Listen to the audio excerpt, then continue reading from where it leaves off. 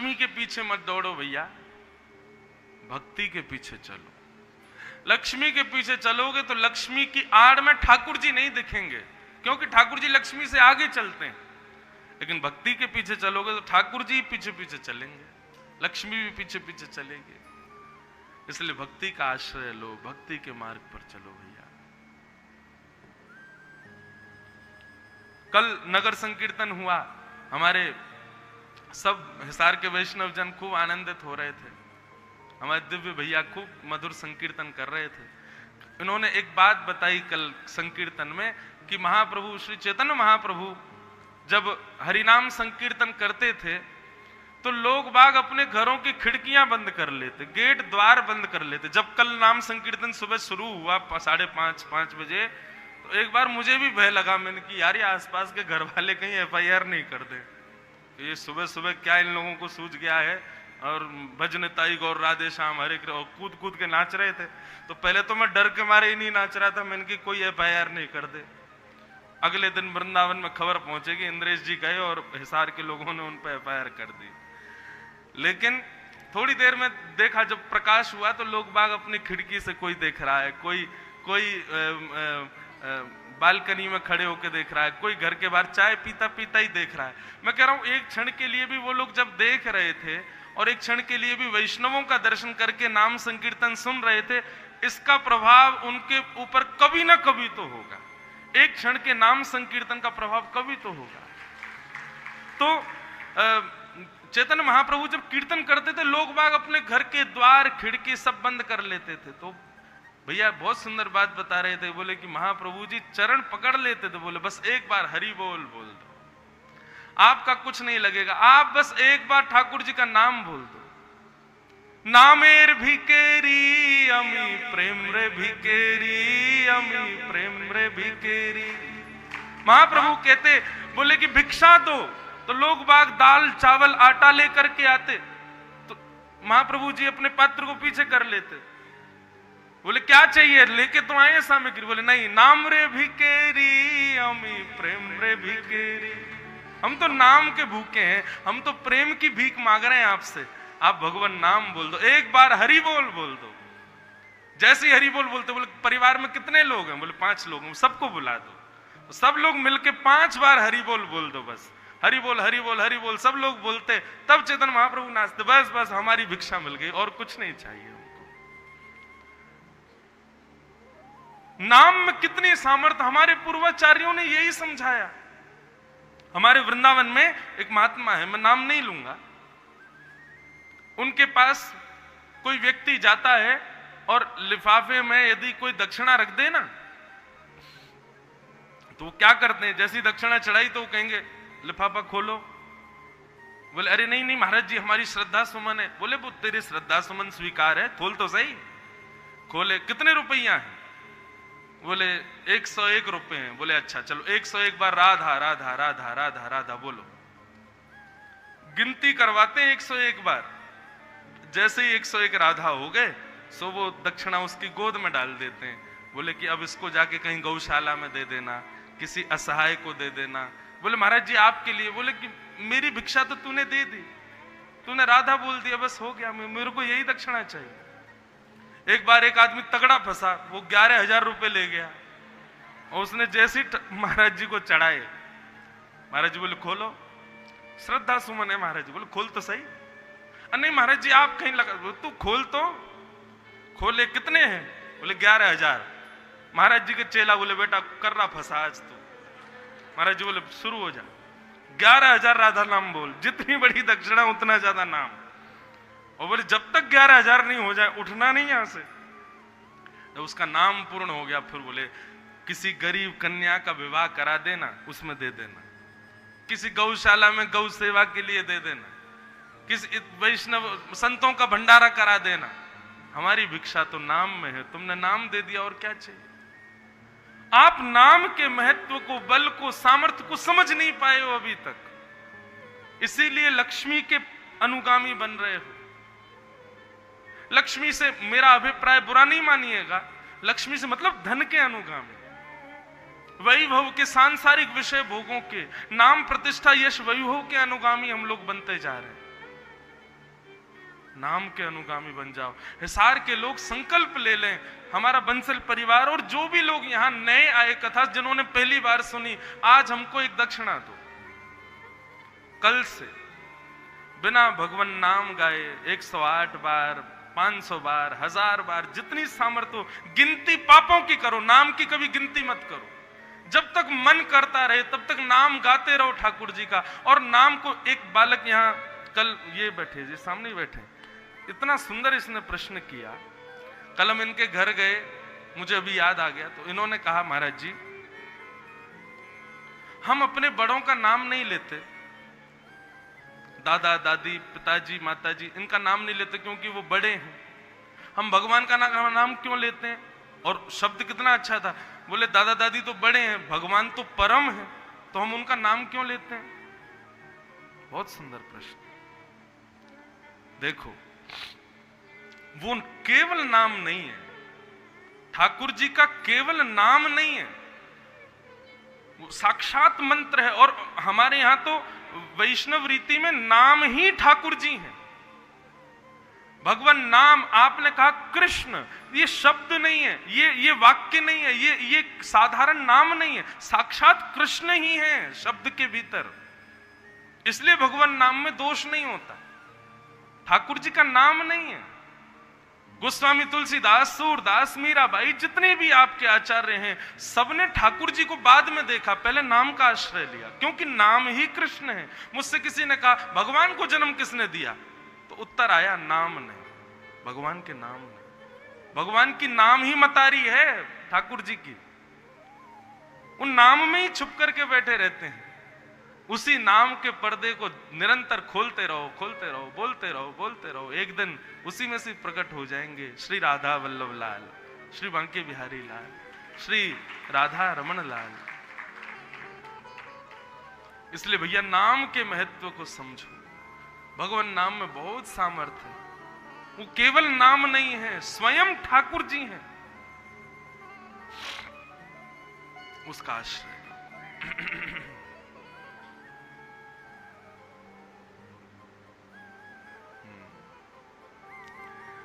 तो भगवान का विवाह लक्ष्मी के साथ हुआ, रुक्मणी जी के साथ। अब ठाकुर जी का विवाह रुक्मणी जी के साथ। आज की कथा गृहस्थियों के लिए, जितने भी यहाँ विवाहित लोग बैठे हैं, बहुत ध्यान से सुनना, आज की कथा आप लोगों के लिए ही है। और जितने लोग ब्याह करने का मन बना रहे हैं वो भी ध्यान से सुनना,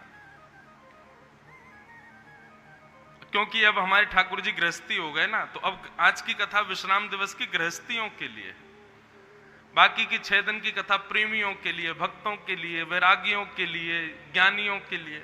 पर आज की कथा जो है गृहस्थाश्रमियों की कथा है, क्योंकि अब ठाकुर जी गृहस्थ हो गए, तो गृहस्थ आश्रम में कैसे कैसे अर्चन आते हैं, कैसी कैसी विपत्तियां आती है, वो सब आज कथा में वर्णित की जाएगी।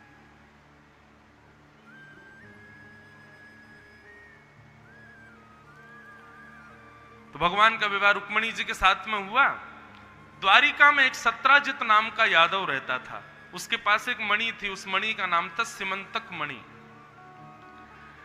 उस मणि की विशेषता यह थी, हजारों किलो सोना रोज देती थी।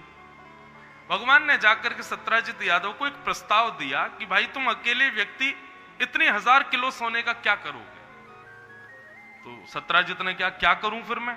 बोले ये मणि हमको दे दो, हम इसको द्वारिका के कार्यालय में जमा करवा देंगे, इससे जितना सोना उत्पन्न होगा उससे हम द्वारिका का कर क्षमा कर देंगे, टैक्स फ्री कर देंगे द्वारिका को, विद्यालय बनवाएंगे, चिकित्सालय बनवाएंगे, नई नई द्वारिका नगरी बनी है, बहुत सारी चीजों की आवश्यकता है। और रही बात ये मणि तुम्हारी है तो तुम हमको लिख करके दे दो कि इतना किलो सोना मुझको रोज चाहिए, हम तुमको दिया करेंगे। अब अकेले व्यक्ति को कितना चाहिए उतना दे दिया करेंगे, लेकिन सत्राजित यादव ने स्पष्ट मना कर दिया, नहीं, मणि मेरी चाहे 1000 किलो आवे चाहे 100 किलो आवे, मैं ही रखूंगा अपने पास। भगवान ने फिर उसको ज्यादा कुछ कहा नहीं, ठीक है जैसी तेरी इच्छा।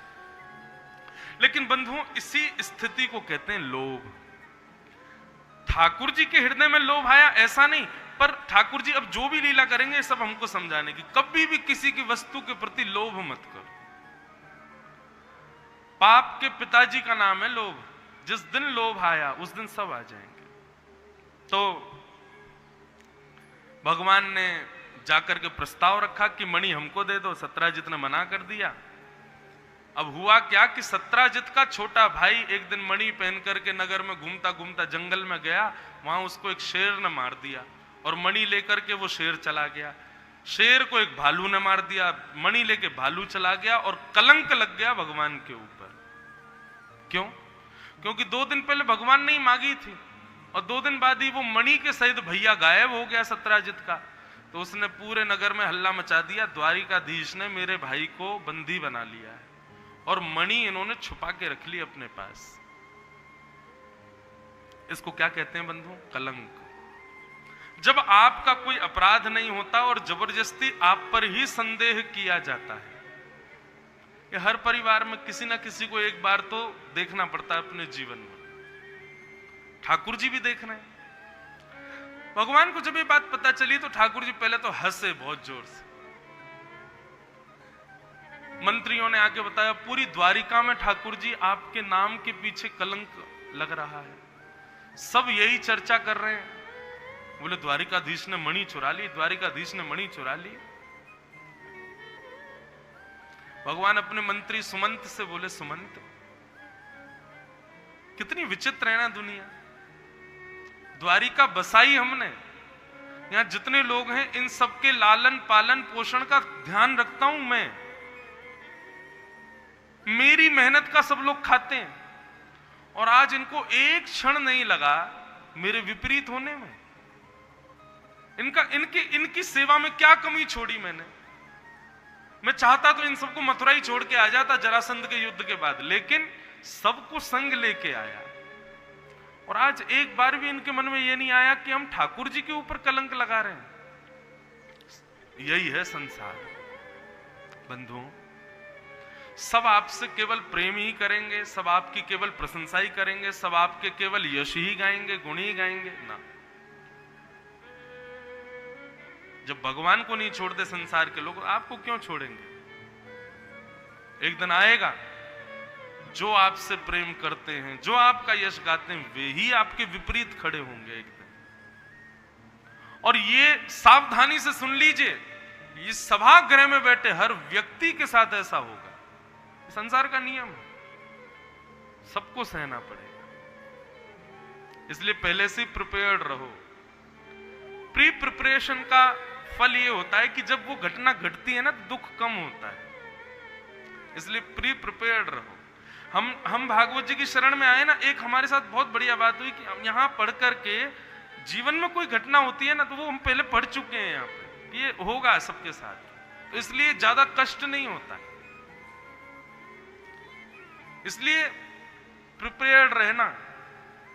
अपने ही लोग जिनके लिए आपने जीवन भर किया, एक दिन आपको विश्वास भी नहीं होगा कि ये कभी कर सकता है, वह भी आपके विपरीत अवस्था की क्रिया को करेगा। इसलिए हमारे शास्त्रों में कहा किसी से आशा मत रखो।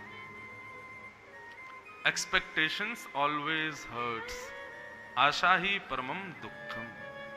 आशा बहुत दुख देती है। आशा केवल गोपाल जी से रखो, दूजी आशा छोड़ दे। नाता एक राम जी से, दूजा नाता तोड़ दे। इसलिए आशा किसी से मत रखो, अपने पुत्र से भी मत करना, केवल ठाकुर जी से। क्योंकि बंधु ये पृथ्वी है ना, जब इसका मंथन हुआ था, समुद्र मंथन जब हुआ था तब अमृत निकला था। इसकी बात तो सब कहते हैं, लेकिन ये क्यों भूल जाते हो कि विष भी तो निकला था। पृथ्वी का स्वभाव है, हर व्यक्ति के मन में खटास उत्पन्न करती है एक बार। इसलिए आप दुखी मत होना बंधुओं। यदि आप गलत नहीं हो तो वो करना जो अब ठाकुर जी कर रहे हैं। ध्यान से सुनो। ठाकुर जी मुस्कुराए, बोले कोई बात। भगवान ने कोई प्रत्युत्तर नहीं दिया। ठाकुर जी ने तुरंत सेना बुलाई और सेना लेकर के भगवान निकल पड़े खोजने। कहां है भैया प्रसेन? दूरते दूरते वन में पहुंचे तो मरा हुआ प्रसेन मिल गया, सत्राजित का भाई। उसके देखा तो मणि थी नहीं उसके पास। तभी एक सैनिक ने बताया शेर के पंजों के निशान।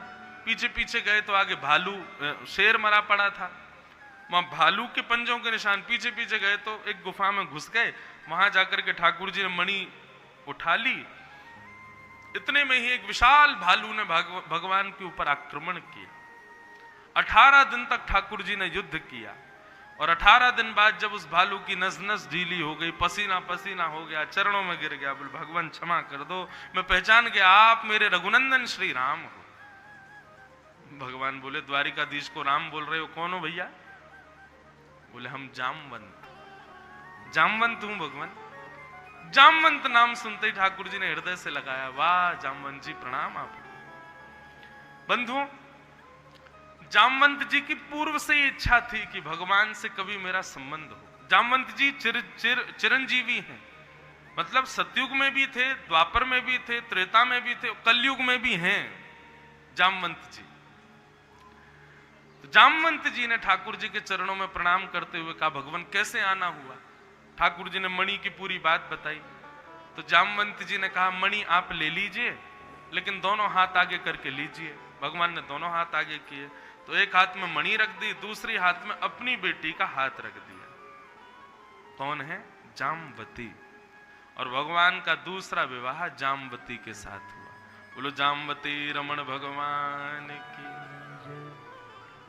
जब राम जी रावण को मार करके लौटे तो जनक राजा ने राम जी को एक पत्र लिखा और पत्र में कहा कि हे जमाई राजा, आप रावण को मार करके आए हैं, निश्चित ही बहुत थक गए होंगे, 14 वर्ष रह करके आए हैं वन में। मेरी इच्छा है और सब हमारे जनकपुर वासियों की इच्छा है कि आप जानकी सीता के साथ में जनकपुर पधारो, और अकेले नहीं, चारों भाई, चारों आपकी बहुएं सब आवें, और साथ में पूरी बानर सेना को भी लेके आइए, हम सबकी खातिरदारी करेंगे, सबकी सेवा करेंगे। तो ये पत्र जनक महाराज ने भेजा। ठाकुर जी अपनी सभा में बैठे थे, ऐसे सारे बंदर बैठे थे दूर दूर तक। तो जैसे ही पत्र आया जनक महाराज का, भगवान बोले जामवंत जी पढ़ के सुनाओ पत्र में क्या लिखा है। तो जामवंत जी ने पूरा पत्र पढ़ा। नीचे लिखा था, आप चारों भाई, चारों बहुएं सहित समस्त बानर सेना के साथ में जनकपुर पधारो, हम आपकी खातिरदारी करेंगे, कुछ दिन आराम करना। बानर तो सब उछलने लगे, जय हो आनंद आ गए, अब तो खूब आनंद आएंगे, मालपुआ खाने को मिलेंगे, ठाकुर जी की ससुराल जाएंगे भैया। भगवान बोले बहुत सुंदर बात है, प्रस्ताव तो बहुत अच्छा है, लेकिन हम इसमें थोड़ी फेर बदल कर रहे हैं। हम जाएंगे, तीनों भैया जाएंगे, हम चारों की पत्नियां जाएंगी, और 2-4 बड़े बूढ़े थोड़े बानर जाएंगे, हनुमान जामवंत आदि।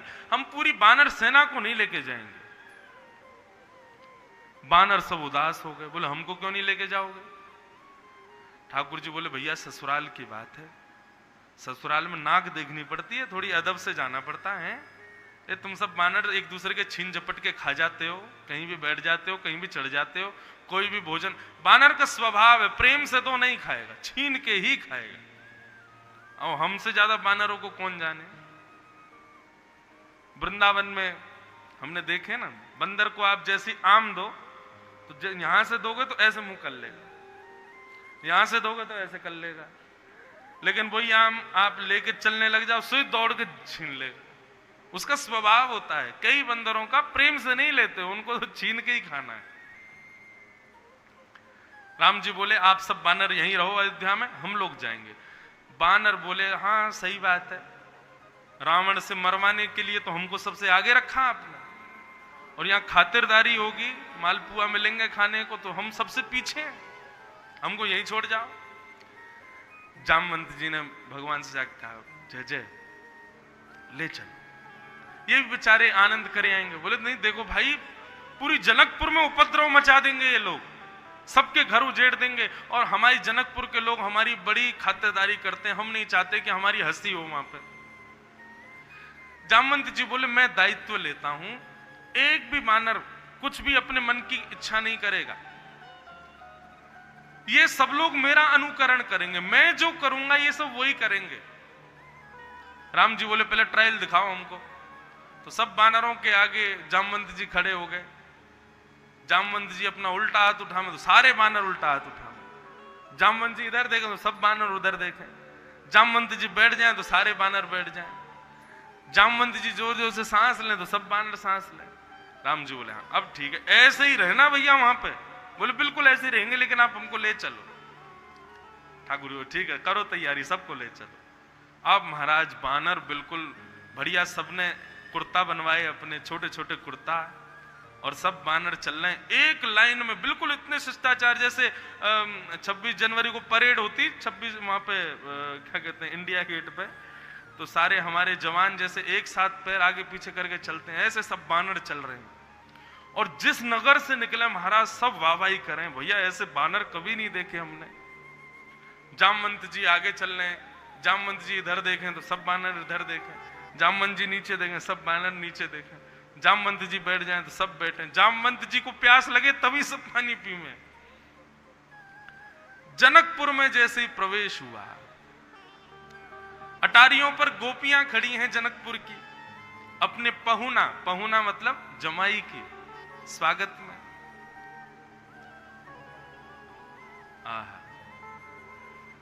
महाराज बानरों को देख करके ऐसी हंसी करें सब, बोले ओहो कितने प्यारे प्यारे बानर, अरे इनके रूप तो देखो, इनके वस्त्र तो देखो, इनकी चाल तो देखो। और भैया साधारण नहीं है, लंका पर विजय प्राप्त करके आए ये सारे बानर। बड़ी प्रशंसा होने लगी। अब महाराज जनकपुर में सभागृह था लंबा चौड़ा, उसमें मंच पर पाटे लगाए गए, एक जगह राम जी, भरत, लक्ष्मण, शत्रुघ्न, जनक जी महाराज और सब विशिष्ट जन ऊपर बैठे, और नीचे पंगत लगाई गई बानरों की, और बानरों के आगे भी पाटे लगाए गए। पहली बार पाटे पर बैठ के पाएंगे सब बानर, लेकिन सब बानरों की दृष्टि केवल जामवंत जी पे है कि वो क्या कर रहे हैं। थाली लगाई गई, आमरस परोसा गया, पूड़ी परोसी, दाल परोसी गई, सब्जी परोसी गई, महाराज खजूर दिए, जामुन दिए, आदि आदि सब सामग्री दे रहे हैं, लेकिन बानर देख ही नहीं रहे, सब जामवंत जी को देख रहे हैं वो क्या कर रहे हैं। जनक जी बोले राम जी आपकी सेना की तो मन करता आरती उतार ले, देखो कितने शिष्टाचारी बानर आपके सब। सब कृपा है आपकी। राम जी को दुख दुख भी हो रही है भीतर से, असलियत तो हमको पता चल क्या रहा है। अब राम जी भी निश्चिंत थे, बोले जामवंत जी हैं सब संभाल लेंगे। अब जैसे ही प्रारंभ हुआ प्रसाद का, जामवंत जी ने सबसे पहले खीर खाई। जैसे ही खीर ली सब बानरों ने खीर ही उठाई और सब एक संग खीर पी रहे हैं। पूड़ी का कवल तोड़ा, सब बानर एक संग तोड़ रहे हैं। कौन सी सब्जी से खा रहे हैं बानर वो भी देख रहे हैं, वही सब्जी खानी है। बहुत आनंद हो रहा था सबको। भरत, लक्ष्मण, शत्रुघ्न तीनों बड़े हंस रहे थे, बोले वाह देख बहुत बढ़िया लग रहा है। इतने में ही महाराज फलों का नंबर आया तो आम साबुत रखे थे। जामवंत जी ने आम उठाया, गोल गोल घुमा के देखा, जोर से जैसी दबाया सो उसकी गुठली उछल गई ऊपर। अब जैसे ही गुठली उछली तो बानर बोले गुठली उछालनी है, सब ने भींचने शुरू किए अपने आम, बोले गुठली ही निकलनी चाहिए। अब जैसे ही सबकी गुठली उछली तो जामवंत जी ने जैसी दबाया तो गुठली उछली। जामवंत जी बोले इंद्रजीत की ताकत नहीं इन हाथों से निकल के भाग जाए, कुंभकर्ण रावण की भी ताकत नहीं मेरे हाथों से, ये छोटी सी गुठली निकल गई यहां से। और जैसे ही गुठली पकड़ने को जामवंत जी कूदे, बानर बोले आक्रमण, खुली छूट मिल गई महाराज, कूदो सबरे। अब तो महाराज यहां से वहां कूदे, कोई खीर उछाल रहा है, कोई कड़ी उछाल रहा है, कोई सब्जी उछाल रहे हैं। दो चार तो जनक जी की थाली में से ही लेके भाग गए। राम जी नीचे नजर करके बैठे, बोले कि इसी का ही भय था मुझको, वो ही हो गया। लेकिन उस समय सबसे ज्यादा परेशान हो गए श्री जामवंत जी।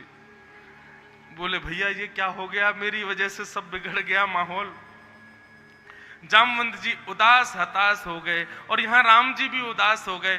तो जनक जी ने जब राम जी को देखा, बोले ओहो पहुना हमारे उदास हो गए। तो उठ करके जनक जी गए और राम जी को हृदय से लगा, बोले आप क्यों चिंतित हो रहे हो नाथ, अरे यही तो सुख है, यही तो आनंद, करने दो उपद्रव, हम यही तो देखना चाहते थे। तो जब राम जी को जनक जी ने हृदय से लगाया तब दूर खड़े जामवंत जी के नेत्र सजल हो गए। मुझे कब ये सौभाग्य मिलेगा कि मैं भी राघव को ऐसे अपने अंक में भरूं, अपने हृदय से लगाऊं। शायद ये सुख मुझे अब जीवन में कभी नहीं मिलेगा, मैंने गलत किया, मेरी वजह से अपराध बन गया। जनक, जब जामवंत जी को बहुत आत्मग्लानि हुई, तब राम जी उनके हृदय की बात समझ गए, मंच से उतर करके आए। जामवंत, आप क्यों दुखी होते हैं? बोले, नाथ मैंने अपराध किया। बोले, नहीं, आपके इस भाव से प्रसन्न होकर हम आपको वरदान देते हैं, जब द्वापर में हम कृष्ण बन के आएंगे तो जो सुख हमने जनक जी को दिया है, उनकी पुत्री स्वीकार करके वो सुख हम आपको भी देंगे। आपकी पुत्री से विवाह करके हम आपके जमाई बनेंगे, आप हमारे ससुर जी और हम आपके पहुना, हम आपके जमाई राजा।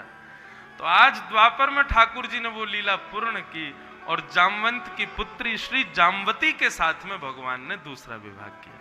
बोलो जामवती रमण भगवान की जय। अनेक कथाएं सुनाई जाती हैं, उनमें से एक कथा ये भी है। भगवान ने जाकर के मणि का प्रस्ताव दिखा दिया, सब लोगों को बता दिया, भैया मणि हमारे पास नहीं थी, आप लोग हम पर गलत इल्जाम मत लगाओ। जामवती जी ने प्रमाण दे दिया, तो द्वारिका के लोगों ने अब सत्राजित यादव पर कलंक लगा दिया, जिसकी वो मणि थी, कि इसने भगवान पर आरोप लगाया, इतना दुष्ट। जनता तो ऐसी है, नेक में पलट जाती है। अब भगवान से पलट के सत्राजित को पकड़ लिया, उसके पीछे दौड़ने लगी सब। इसलिए भैया कुछ तो लोग कहेंगे, लोगों का काम है कहना। इन लोगों में हम भी आते हैं, आप भी आते हो, हम लोगों का भी स्वभाव ऐसा ही है।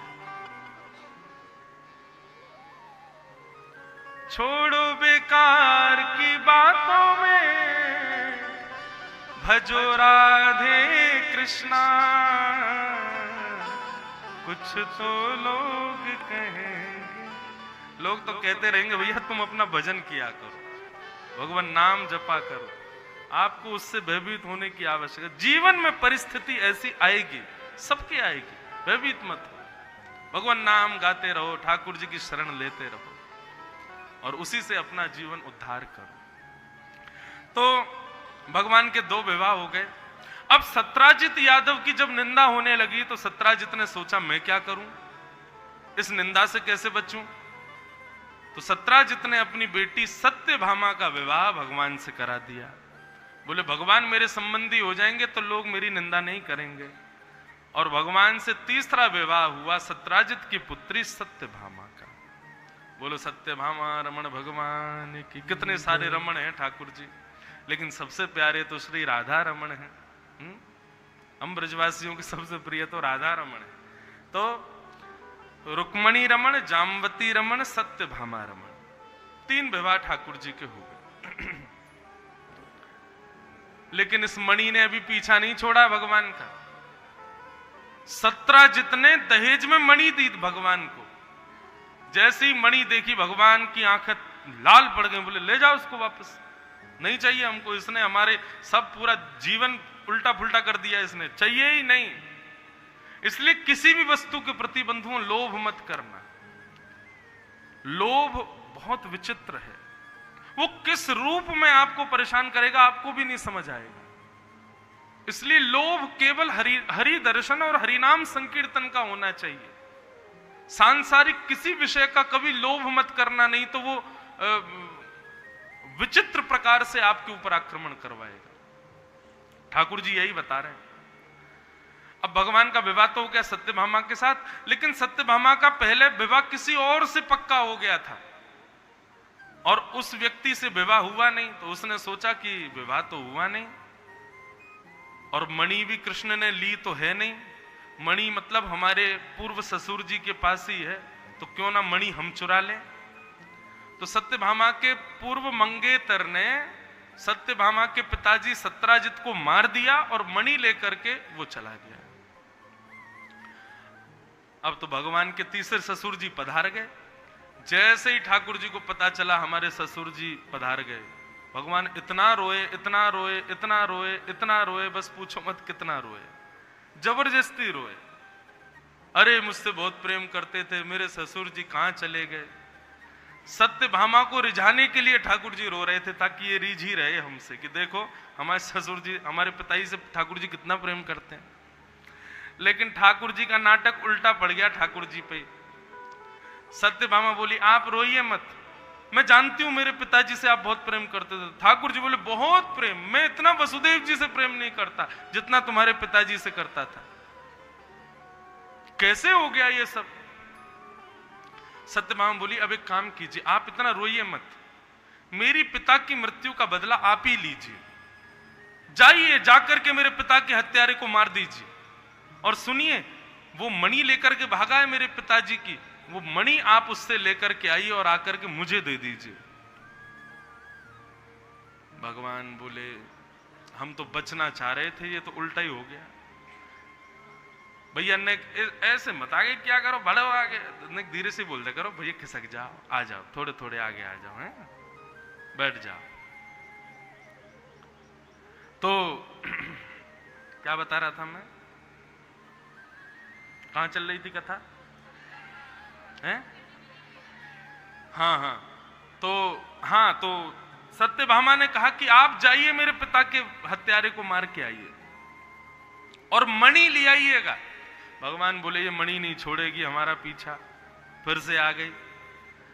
ठाकुर जी गए और ठाकुर जी ने जाकर के सतधनवा को तो मार दिया, पर सतधनवा ने क्या किया, भागने से पहले सतधनवा ने मणि दे दी अक्रूर जी को। तो मतलब ठाकुर जी को मणि वहां भी नहीं मिली। अब भगवान जब खाली हाथ लौट करके आए, सत्यभामा द्वार पर खड़ी थी। भगवान के आते ही उसने हाथ आगे किया, मणि दे दो, मेरे हवाले कर दो। भगवान बोले सत्यभामा, सत्राजित को हमने मार दिया पर उसके पास मणि नहीं थी, मणि वो कहीं और रख के आया है शायद। तो भगवान की निज पत्नी सत्यभामा को भी भगवान पर संदेह हो गया। बोले इनकी दृष्टि तो पहले से ही थी मेरे पिता की मणि पर, इन्होंने कहीं छुपा के रख ली है, मुझे देना नहीं चाहते इसीलिए झूठ बोल रहे हैं कि मणि मेरे पास नहीं। बंधु, आपके अत्यंत सामीप्य रहने वाली आपकी पत्नी हो चाहे आपका पति हो, वह भी एक समय आने पर हो सकता है कि आपके विपरीत हो जाए। ऐसा नश्वर संसार है। ठाकुर जी बोले सत्यभामा को हम पर संदेह हो रहा है। और 1 वर्ष तक सत्यभामा ने भगवान से बात नहीं की, क्योंकि उसको यही लगता था कि ठाकुर जी ने मणि चुरा ली है, अपने पास रख ली। भगवान बेचारे कुछ नहीं बोले। देखिए, ज्यादा प्रमाण प्रस्तुत करने वाला व्यक्ति उसमें चोर होता है। यदि आप सत्य हो तो आपको प्रमाण की आवश्यकता नहीं है। सत्य का स्वभाव है, वो बीज की तरह होता है, बीज को मिट्टी में गाड़ोगे एक दिन पौधा बन जाएगा, ऐसे सत्य होता है। सत्य कभी छुप नहीं सकता। आप यदि सत्य हो तो आपको आवश्यकता भी नहीं कि आप उसको छुपाओ। बस प्रमाण ज्यादा प्रस्तुत मत करो। ठाकुर जी ने कोई प्रमाण नहीं दिया कि भाई मणि हमारे पास नहीं है। ठाकुर जी मौन रहे बस। एक दिन सत्य अपने आप आ जाएगा सबके आगे, और वही हुआ। एक दिन अक्रूर जी महाराज ने आकर के पूरी द्वारिका के सामने मणि को स्वीकार करके बताया कि ये हमारे पास है। तब सत्यभामा को बहुत बुरा लगा, भगवान से जाके क्षमा मांगी, बोले कि मैंने आपसे चर्चा तक नहीं की, मैंने आप पर संदेह किया। भगवान बोले चिंता की बात नहीं है सत्यभामा, ये गृहस्थाश्रम, धन्य हो गृहस्थाश्रम। गृहस्थाश्रम ऐसा ही होता है बंधु। आपकी एक चिंता पूर्ण नहीं होगी, दूसरी चिंता आपको सताएगी, पर इन चिंताओं से निवृत्ति केवल और केवल भगवान नाम में, हरि नाम में। जितना हो सके भगवत स्मरण किया करो। चिंताएं तो आती जाती रहेंगी, जीवन को कभी छोड़ेंगे नहीं, पर आप ठाकुर जी का स्मरण कभी मत छोड़ो। तो भैया भगवान नाम ही केवल आपको चिंता मुक्त कर सकता है, चिंताएं आपको कभी नहीं छोड़ेंगे। विपत्तियां, प्रतिकूल स्थितियां ये तो आएंगी, सबके जीवन में आने वाली। बस भगवान नाम से वो चिंताओं का इतना असर आप पर नहीं होगा। बाकी प्रतिकूलताएं आपको छोड़ के चली जाएं, ऐसा कोई टोटका संसार में है ही नहीं। होता तो फिर ठाकुर जी अपना लेते, भगवान के ऊपर ही कितनी सारी विपत्तियां आ गई। जन्म ही जेल में हो रहा है भगवान का, जन्म लेते ही माता पिता को छोड़ के कहीं और जा रहे हैं। वहां पर भी पूतना राक्षसी आ रही है, तृणावर्त आ रहा है, सक्टासुर आ रहा है, भौमासुर आ रहा है, ये असुर आ रहा है। तो विपत्तियां कभी आपका पीछा नहीं छोड़ेंगी, वो तो आएंगी, निश्चित आएंगी। और अगर अभी नहीं आ रही हैं तो फिर तैयार रहो, आने वाली हैं, आएंगी। लेकिन भगवान नाम लेकर के घबराओ मत उससे। आनंद से अपने जीवन में भगवान नाम को आश्रय दो और भगवान नाम का आश्रय लो और चलो आगे। तो भगवान के 3 ब्याह हो गए, चौथा ब्याह हुआ हमारी वृंदावन की पटरानी श्री यमुना जी के साथ। बोलो श्याम सुंदर श्री यमुने महारानी की जय। भगवान का विवाह कालिंदी के साथ हुआ। अच्छा, एक बात आपको स्पष्ट करें, ठाकुर जी किससे ब्याह कर रहे हैं? ये सब ये कौन है? ये सब एक दिन एक व्यक्ति ने हमसे प्रश्न किया था, हमने उसका उत्तर दिया था कि प्रकृति कितनी होती है? तो 5 प्रकृति बाहर होती हैं, 4 प्रकृति हमारे भीतर होती हैं। बाहर की 5 प्रकृति पृथ्वी, जल, तेज, वायु, आकाश। और हमारे भीतर की 4 प्रकृति मन, बुद्धि, चित्त और अहंकार। कितने हो गए टोटल? 9। इनमें से चित्त प्रकृति जो है हमारे अंदर की, वो भगवान है। तो चित्त प्रकृति को यदि अलग कर दें तो भीतर बची 3, बाहर बची 5, कितनी हो गई? 8। ये ठाकुर जी की प्रमुख अष्ट पटरानियां हैं। भगवान की 8 मुख्य पटरानियां: पृथ्वी, अग्नि, जल, वायु, आकाश, मन, बुद्धि और अहंकार। ये भगवान की मुख्य 8 पत्नियां हैं। और इन 8 के अतिरिक्त 16,100 भगवान के जो विवाह हुए हैं, वे 16,100 राजकुमारियां। ये कौन है? तो भगवत उपासना के उपासना कांड में जो मंत्र हैं, ये उपासना के मंत्र ही 16,100 रूपों में परिणत हुए हैं। पंडित जी आपके हाथ में पुष्प देते हैं, पुष्प देकर के कहते हैं भगवान को अर्पित करो, और उस समय पंडित जी जो मंत्र बोलते हैं, ऐसे 16,100 मंत्र कृष्ण उपासना के वही मंत्र 16,100 रूपों में प्रकट हुए और भगवान ने उनसे ब्याह किया। तो ये 16,108 का जो कॉन्सेप्ट है, इसको क्लियर कीजिए। ये कोई जीव नहीं है, कोई हमारी आपकी तरह मानव नहीं है। ये भगवान की प्रकृति और भगवान की आराधना के मंत्र ही 16,108 रूपों में प्रकट हुए। तो भगवान ने यमुना जी के साथ में विवाह किया। इस प्रकार भगवान के अष्ट प्रमुख विवाहों की कथा बताई गई। ठाकुर जी के 16,108 ब्याह होते हैं, निश्चित नहीं है। ठाकुर जी तो सबके हैं, हमारे आपके, हम सबके हैं। सबसे ब्याह हो रखा है ठाकुर जी का। सबको स्वीकार करते हैं नाथ। किसी के भी प्रति भेदभाव तो है ही नहीं उनके हृदय में। हमारे अष्ट सखाओं में एक सखा हुए नंददास। क्या नाम? नंददास जी जो थे, ये तुलसीदास जी के सखा थे।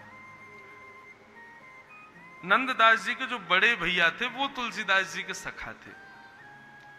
और नंददास जी के चरित्र में आता है कि इनका पूरा परिवार राम जी की उपासना करता था, परंतु नंददास जी हमारे वृंदावन के ठाकुर जी के उपासक बने। तो एक बार गोस्वामी तुलसीदास जी ने इनको विनय मतलब मजाक में एक पत्र लिखा। और पत्र के भाव से गोस्वामी जी ने इनसे कहा, कहा कमी रघुनाथ के छोड़ी कुल की कहानी। हे नंददास, तुमने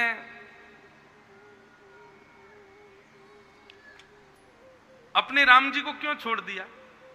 पूरा कुल परिवार तुम्हारे, सब पीढ़ी दर लोग सब राम जी की उपासना करते हैं और तुम ठाकुर जी के उपासक हो गए, वृंदावन चंद के उपासक हो गए।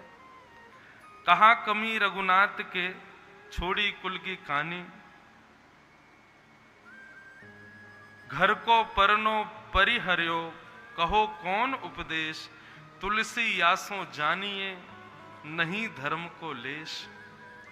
बोले भैया, ये राम जी को छोड़ के जो तुम कन्हैया की शरण में गए हो, ये तो उसी प्रकार हो गया जिस प्रकार विवाहिता कन्या अपने पति को त्याग किसी और के पास चली जाए। ये उचित तो नहीं है। हम चाकर रघुनाथ के जन्म जन्म के दास, हम राम जी के चाकर हैं और तुम ये कन्हैया। वैसे राम कृष्णों को अंतर हमारे यहाँ नहीं, पर हमारे यहाँ आज भी वृंदावन में अयोध्या से यदि कोई आया तो ब्रजवासी चुटकी लिए बिना रहते नहीं है, और वृंदावन का कोई अयोध्या चला जाए तो अयोध्या वाले भी पीछे तो हटते नहीं। हमारे परम पूजनीय प्रातः स्मरणीय श्रीमद जगत गुरु रामानुजाचार्य श्री राघवाचार्य जी महाराज, पूज्य अयोध्या वाले पूज्य महाराज जी, बहुत विद्वान। हमारे यहाँ 2 बार, हम भी साल में 1 बार कथा कराते हैं ना, दिसंबर में हर वर्ष कथा कराते हैं। ऐसा नहीं है हमको कथा करना ही आता, करवाना भी आता है। तो साल में 1 बार हम भी यजमान बनते हैं। तो हर वर्ष दिसंबर में 15 से 21 दिसंबर तक हमारे यहाँ कथा होती, और जिसमें भारत के जितने भी विद्वान संत सब आते हैं कथा करने, जिसमें 2 बार वाल्मीकि रामायण की कथा हमारे पूज्य श्री राघवाचार्य जी महाराज इतनी अद्भुत वाल्मीकि रामायण कथा करते हैं, उनके द्वारा हुई। गत वर्ष पिछले साल आप सबने उनका शायद न्यूज चैनलों पर दर्शन किया होगा, परम पूजनीय प्रातः स्मरणीय श्रीमद जगत गुरु रामानंदाचार्य श्री रामभद्राचार्य जी महाराज, जो दोनों चक्षुओं से जगत नहीं देख पाते लेकिन जगत को राम जी दिखा देते हैं, ऐसे श्री रामभद्राचार्य जी जन्म से ही नेत्र, जन्म से नहीं कुछ महीनों बाद से नेत्रहीन है।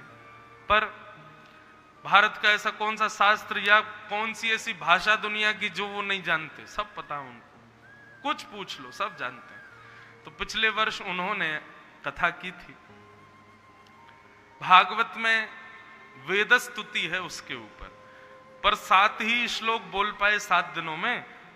तो अंतिम दिन उन्होंने घोषणा कर दी अगली साल भी मैं ही आऊंगा, मैं पूरी करके जाऊंगा कथा। तो इस साल भी महाराज जी की कथा है। तो हमारे यहाँ कई संत आते हैं, तो जब राम जी के उपासक संत आते हैं कथा करने, तो मैं चुटकी लेने से नहीं पीछे हटता। कोई बात होती है तो हम कहते हैं ये काम तो ठाकुर जी कर सके ना, राम जी के बस की थोड़ी है, इतनी मर्यादा में रहते हैं बेचारे, कैसे करेंगे। तो फिर वो हमको तिरछी नजर से देखते हैं। मैंने कहा महाराज जी बात जो है तो है, और कभी कभी वो लोग भी बोल देते हैं, बोले भैया ये तो तुम्हारे लाला ही कर सके, इतनी सामर्थ्य तो उनमें ही है, हमारे राम जी तो बड़े मर्यादे, तो बड़े सीधे हैं, बड़े भोले हैं। तो ये विनोद तो चलता ही रहता है रामकृष्ण के उपासकों में। गोस्वामी तुलसीदास जी ने पत्र लिखा, कहा कमी रघुनाथ के छोड़ी कुल की कहानी। आहा, नंददास जी ने इसका प्रत्युत्तर लिख के देखा, हम चाकर रघुनाथ के जन्म जन्म के दास। नंददास जी बोले हम चाकर तो राम जी के हैं और जन्म जन्म उनके दास ही रहेंगे, पर रूप माधुरी मन हरो दार प्रेम की फांस। कहा करें या नंद नंदन की रूप माधुरी ने ऐसा आकर्षण कर लिया अपनी ओर प्रेम की फांस दार करके कि अब इनके अलावा कोई और भाता नहीं है हमको। महाराज तुलसीदास जी ने एक और पत्र भेजा, उसमें लिखा, धाम रुचो तो रहो अयोध्या, पुरी रुचे रहो काशी, बन रुचे रहो दंडक वन, गिरि कामद अविनाशी। बोले धाम में रहने का मन करे तो अयोध्या से बढ़िया धाम नहीं, पुरी में रहने का मन करे तो काशी वाराणसी से सुंदर पुरी नहीं, वन में रहने का मन करे तो दंडक वन में रहो, और पर्वत पर रहने का मन करे तो कामदगिरी पर्वत चित्रकूट में रहो। इसका उत्तर अब नंददास जी को जब ये पत्र मिला, नंददास जी लिख रहे हैं, जो गिरी रुचे तो रहो गोवर्धन, नाम रुचे तो बसो नंदगान, नगर रुचे तो बसो मधुपुरी, शोभा सागर अति अभिराम, सरिता रुचे तो बसो श्री यमुना तट, सकल मनोरथ पूरन काम, नंददास कानन रुचे तो बसु भूमि वृंदावन धाम। अब यहां नंददास जी ने सारी श्रेष्ठताएं ब्रज की बता दी। पर्वत पर रहने का मन करे तो गिरिराज जी में रहो, नगर में रहने का मन करे तो मथुरा में रहो, नदी के तट पर रहने का मन करे तो श्री यमुना के तट पर रहो, और यदि वन में रहने का मन करे तो श्री वृंदावन धाम से सुंदर वन नहीं है। सब बात कह दी। तुलसीदास जी बोले, भैया बात क्या है ऐसी आपके नंद नंदन में, जो आप राम जी को छोड़ के उन्हीं के ही हो गए हो। तब नंददास जी बोले, अनुरागी मन है गयो सुन मुरली की तान, कन्हैया की लीला सुनकर के कौन उनका आकृष्ट नहीं होगा। और रही बात, भैया आप ज्यादा ही राम जी की मर्यादाओं का पालन बताते हो, राम जी ऐसे मर्यादित, राम जी एक पत्नी व्रती हैं, सीता जी के अलावा सबको बहन या मैया के रूप में देखते हैं, पर हमारे लाला यहाँ तो द्वार खुले हैं, जो चाहे वो ब्याह कर लो इनसे। तो भैया तुम्हारे राम जी तुम चाहे कितनों भज लो, वो रहेंगे सीता जी के ही, लेकिन हमारे लाला बोले ये विचार नहीं करेंगे, ये तो रसखान को भी अपना लेते हैं, ये तो ताज खान को भी अपना लेते हैं, ये तो ये भी विचार नहीं करते कि भैया म्लेच्छ है, ये उसको भी स्वीकार कर लेते हैं। मैंने प्रथम दिन कथा दूसरे दिन सुनाई थी ना, मदन मोहन लाल जी के भक्त हुए काले खां। अरे मुस्लिम अनंत भक्त हुए हमारे। एक तो ताज बेगम अकबर की पत्नी, महाराज अकबर के साथ वृंदावन ब्रज में, अकबर राजा था, एक छत्र सम्राट, कहीं भी जा सकता था। गोवर्धन आया, जैसे ही गोवर्धन आया तो गोवर्धन में आकर के उसने गुसाई विठलनाथ जी के दर्शन किए। तो गुसाई जी से उसने जिज्ञासा की, हम आपके ठाकुर को देखना चाहते हैं। तो गुसाई जी बोले, क्षमा करें, मंदिर में तो हम अंदर नहीं ले जा सकते आपको, क्योंकि आप भक्ष सब खाते हो, मंदिर की मर्यादा है, क्षमा करें भगवान, लेकिन हमारे मंदिर में एक खिड़की है, उस खिड़की से ठाकुर जी दिख जाएंगे, वो उससे दिखा देते हैं। तो खिड़की खोल के, अकबर की तो रुचि कम ही थी, उसने देखा, चला गया। लेकिन ताज बेगम ने जैसे ही उस खिड़की में से नंद नंदन को देखा, अब तो वो जहां जा रही है नेत्र बंद करे तब उसको ठाकुर जी का यही गिरधर स्वरूप दिखाई दे। सब जगह भ्रमण कर लिया, इतना प्रेम हो गया ठाकुर जी की रूप माधुरी से, रह करके उसकी इच्छा आती है कि कोई गोवर्धन ले जाओ, मुझे ठाकुर जी का रूप दिखा। बंधुओं, ऐसी स्थिति किसी की अगर हो जाए ना, ठाकुर जी देख करके प्रिय लगे तो समझो आपने उनको देखा, लेकिन ठाकुर जी देखने के बाद और कोई को देखने की इच्छा नहीं हो तो समझो ठाकुर जी ने आपको देखा है। आपको ठाकुर जी देखेंगे तो फिर आप हिसार आकर के भी यूं सोचो कब जाएं वृंदावन, अब कब जाएंगे, दोबारा कब पहुंचेंगे, कब राधा वल्लभ लाल देखें, कब राधा रमन देखें। ऐसी स्थिति हो गई ताज बेगम की। पर आजकल इतने आधुनिक यंत्र हैं, सब लोग फोन पे दर्शन कर ही लेते हैं, रोज के नित्य मंगला दर्शन, ये दर्शन वो दर्शन। अब बेचारी ताज बेगम, वो तो आगरा जाकर के उसको प्रेम विरह का ज्वर चढ़ गया, बुखार आ गया, बड़े बड़े हकीम आ गए, बड़े बड़े मौलवियों ने आकर के झाड़ा फूंक किया, औषधि दी, लेकिन ताज बेगम का बुखार नहीं उतरा। तब अकबर ने कहा, बेगम तुम ठीक ही नहीं हो रही हो, क्या करें। तब ताज बेगम ने कहा, बोले एक ही उपाय है। बोले क्या।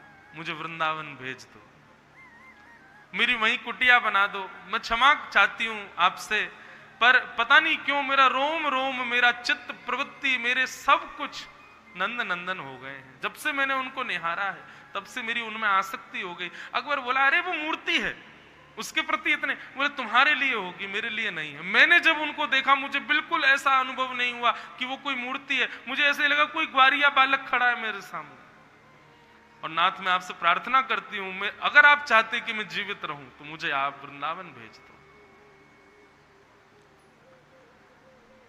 एक पद है ताज बेगम का, सोनो दिल जानी मेरे दिल की कहानी,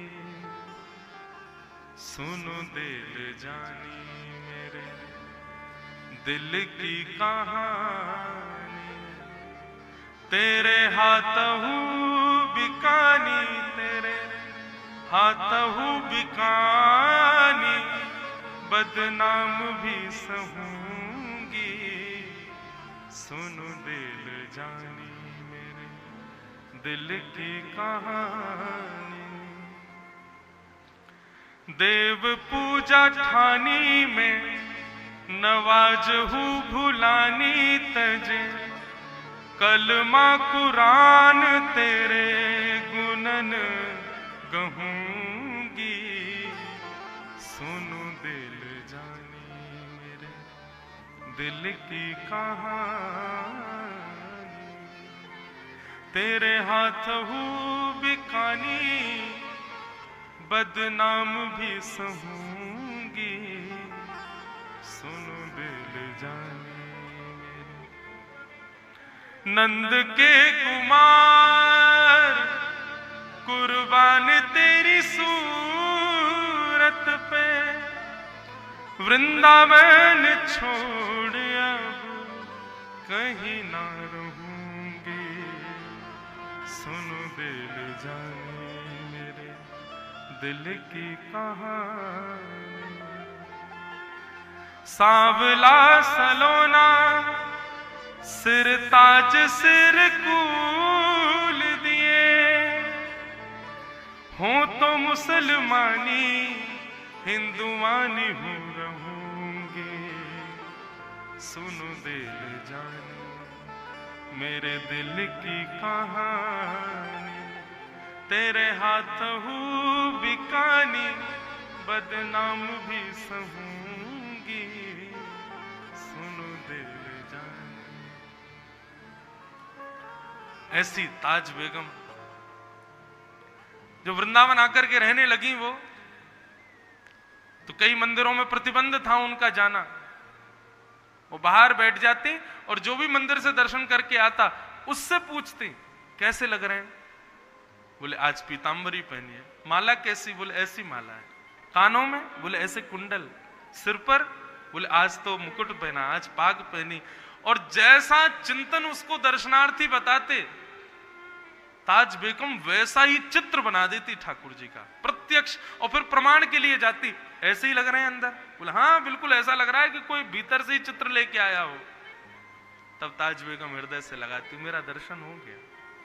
ऐसे ऐसा प्रेम, अब इसको आप क्या कहेंगे, ये ताज बेगम का प्रेम नहीं हो सकता ठाकुर जी से, ठाकुर जी का प्रेम है ताज बेगम से। हमारी आपकी प्रीति लाल जी से हो जाए और हम लौट के हिसार आ जाएं, तो आप समझो अभी आपने प्रेम किया है। जिस दिन ठाकुर जी प्रेम कर लेंगे, हिल नहीं पाओगे वहां से, उन्हीं के ही रह जाओगे, फिर किसी और को स्वीकार कर नहीं पाओगे। जैसा ताज बेगम की स्थिति दिखती है। ताज बेगम ने एक धमार का पद गाया। आज भी नाथ द्वार में जब होली होती है तो होली का प्रारंभ उस धमार के पद से ही होता है, और उस पद में रूप ऐसा है कि पूरे वृंदावन की होली का वर्णन ताज बेगम एक कमरे में बैठ के कर देती है, बाहर क्या चल रहा है। यहां से नंद बाबा गुलाल उड़ा रहे हैं, यशोदा मैया नाच रही हैं, सब ग्वाल बाल नाच रहे हैं, इस प्रकार से गोपियां रंग लगा रही हैं, सबका वर्णन किया, लेकिन ठाकुर जी का वर्णन नहीं किया उसमें।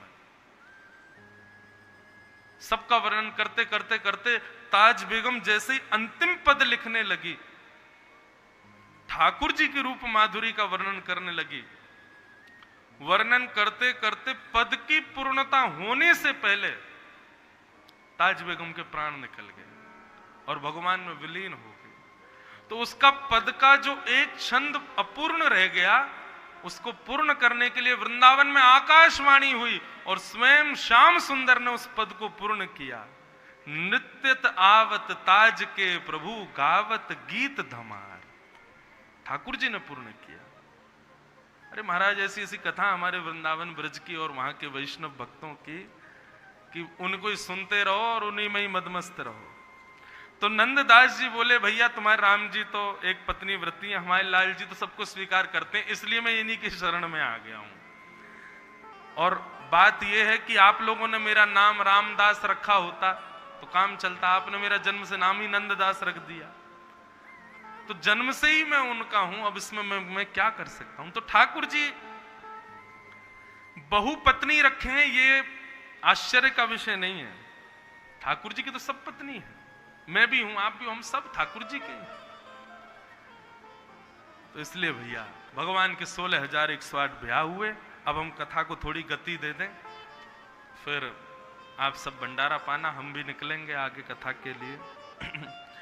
भागवत में आगे राजा नृण की कथा आई, दान का विषय बताया गया। नारद जी ने भगवान की ग्रहचर्या का दर्शन किया। ठाकुर जी कैसे 16,108 पत्नियों के संग रहते हैं, नारद जी देखने गए। तो क्या पाया, भगवान 16,100 राजकुमारियों के साथ एक ही समय पर अलग अलग रूप धारण करके रहते हैं। मतलब एक अकेले कन्हैया सबके संग नहीं, एक ही ठाकुर जी 16,108 रूप धारण करते हैं और सबके संग रहते हैं। लोग कहते हैं भगवान ने 16,108 ब्याह की, हम 2-4 और कर लें। तो शर्त है ऐसे ही रहो जैसे ठाकुर जी रहते हैं, तो आप कर लो, लेकिन आप नहीं कर सकते तो फिर एक में ही रहो, एक को ही संभालो। तो इस प्रकार भगवान के विवाहों का वर्णन, भगवान की दिनचर्या बताई भागवत में। ठाकुर जी का पूरा दिन कैसा, ब्रह्म मुहूर्त में ठाकुर जी उठते हैं, उठते ही ठाकुर जी स्नान ध्यान करके अपने वैष्णव भक्तों का स्मरण करते हैं। उसके बाद ठाकुर जी गौशाला जाके गौ सेवा करते हैं। गौ सेवा करने के बाद सूर्य उदय होने से एक क्षण पूर्व ठाकुर जी अटारी पर खड़े होकर के शंख बजाते हैं, अपने पांचजन्य शंख का नाद करते हैं, और उस शंख की ध्वनि सुनकर के पूरी द्वारिका उत्थापित हो जाती है। तब सूर्य उदय होता है। फिर भगवान बालभोग ग्रहण करते हैं। बालभोग के बाद अपनी स्वधर्मा सभा में जाते हैं, सबकी पीड़ा निवृत्त करते हैं। उसके बाद संत वैष्णव जनों को प्रसाद पवाते हैं अपने हाथों से। फिर ठाकुर जी राजभोग ग्रहण करते हैं। फिर द्वारिका भ्रमण पर जाते हैं, पूरी द्वारिका में जाके देखते हैं कोई दुखी तो नहीं। सब जगह भ्रमण करके आके शाम को ठाकुर जी अपनी सब पत्नियों के हाल चाल सुध लेते हैं, कोई वहां तो कष्ट में नहीं। रात्रि में देवकी वसुदेव के साथ बैठ करके ठाकुर जी प्रसाद पाते हैं, और प्रसाद पाने के बाद ठाकुर जी पुनश्च समुद्र के तट पर बैठ करके वृंदावन को स्मरण करते हैं, और वृंदावन की स्मृति करके यशोदा मैया, नंद बाबा, ब्रजवासी सबको ठाकुर जी याद करते हैं, किशोरी जी का चिंतन करते हैं, और जैसी रात्रि होती है ठाकुर जी जाके शयन कर जाते हैं। ये ठाकुर जी की पूरी दिनचर्या भागवत में बताई। कोई विशिष्ट कार्य होता है तो ठाकुर जी बाहर जाते हैं, बाकी द्वारिका में ठाकुर जी की दिनचर्या ऐसी है। सबको समय देते हैं ठाकुर जी, किसी का भी समय छूट जाता हो ऐसा नहीं। फिर आगे कथा आती है कि जरासंध जिसने मथुरा पर चढ़ाई की, भगवान रण छोड़ करके भागे, उस जरासंध ने 20,000 राजकुमारों को बंदी बना लिया।